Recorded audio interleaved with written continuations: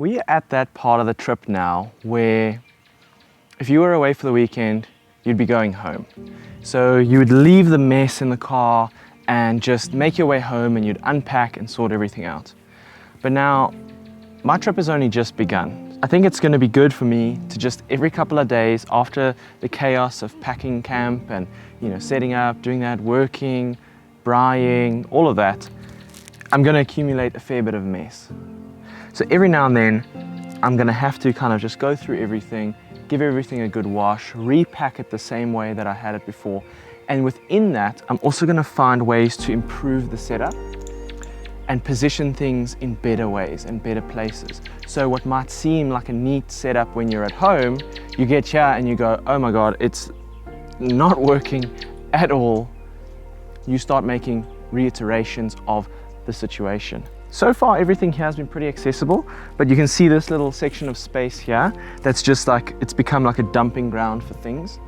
And that's kind of why I left the space open, because you always need somewhere to put something. And as nice as the little table on the door is, it's only useful if everything that you need on the drawer is out already. The battery it's in time for a recharge, because yesterday I didn't drive my car around. We drove in Blaine's car, because obviously I had everything set up and I wanted to get particular photos and film some certain things. So I didn't want to get, break it down up and down too much unnecessarily. But we packed everything away this morning. It's looking good. Didn't pack away too bad. And yeah, ready to hit the road.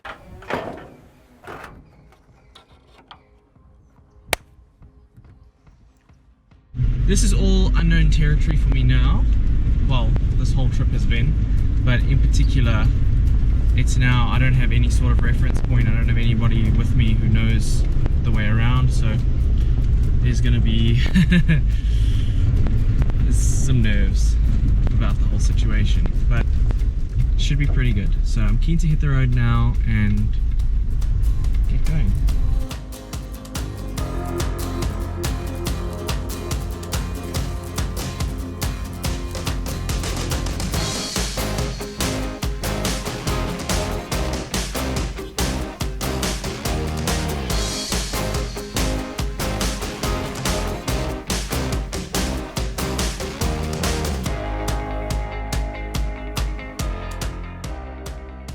Filling up and resupplying, I made my way to a small town called Mopipi, where Blaine had recommended I try and find a spot to camp near one of the pans. But little did I know that this would take me on an exploration mission through some very rural cattle stations.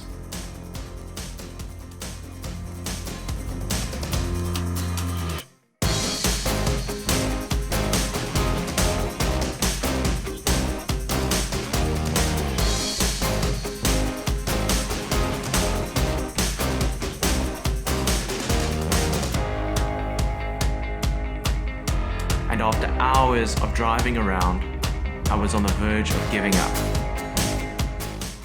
I have no idea where I am, but it's amazing. Look at that! Look at that! I can't find the pan at all. I might end up giving up on the pan, I'm not too sure.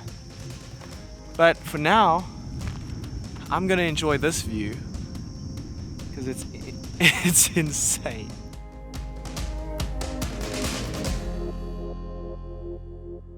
I'm just having the best time driving off-road at the moment. The car is driving like a dream. These sand tracks are amazing.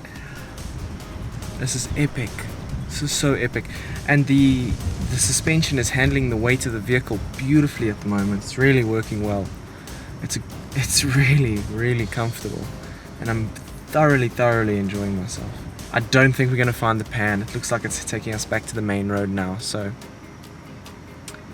it's okay. If we don't stay at the pan, I'll have to just come up with another plan of somewhere to stay, but it seems to be quite a big farming area, so it's wild farming, very free range.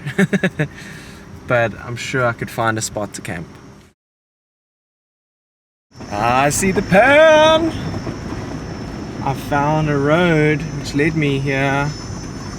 I just took it by chance and it's just happened to lead in the right direction. I can see the pan in front of me.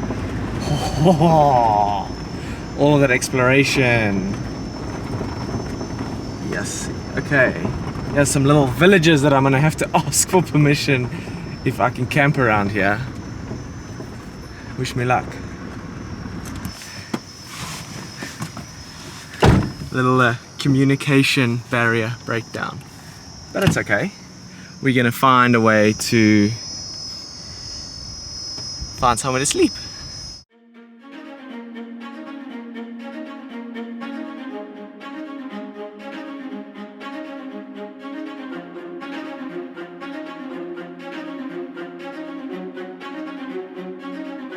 Really want to camp here tonight. I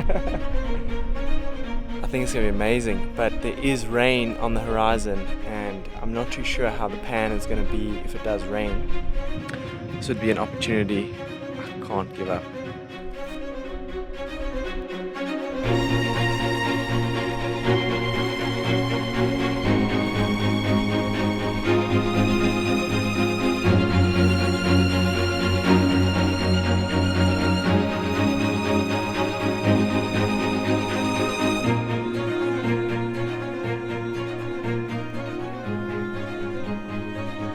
We are certainly in for something here.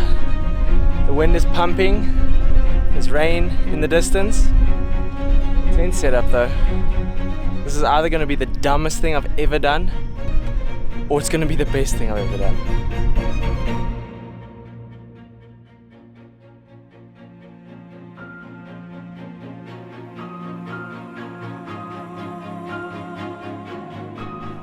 Everything today had culminated in this moment.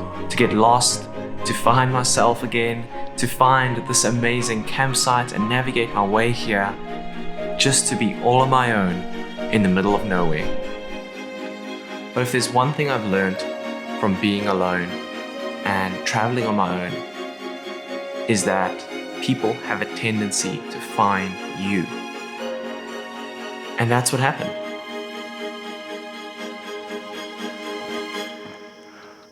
So the most interesting thing just happened.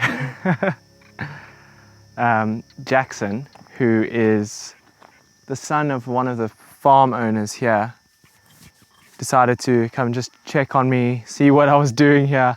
Because obviously when I got that side, his father didn't speak a word of English and I don't speak a word of Tswana. So a very awkward situation happened with a series of weird hand gestures that nothing got rude or mean or anything, but we just agreed to not understand each other, and then I kind of left to go and set up camp. So he sent his son to come through just to check and see what I was doing and what I was up to. We ended up having like sitting down, having a beer. I shared my meal with him and actually had a lekker chat and just kind of gave me a bit of perspective on, you know, what it's like living in Botswana. It's amazing. So he said that this whole pan is a lake from December to like February. So right where we are right now would actually be underwater, which is amazing. That is so amazing. Luckily the rain dodged us and went off that way. The wind has died down. I think this is turning out to be quite a beautiful evening.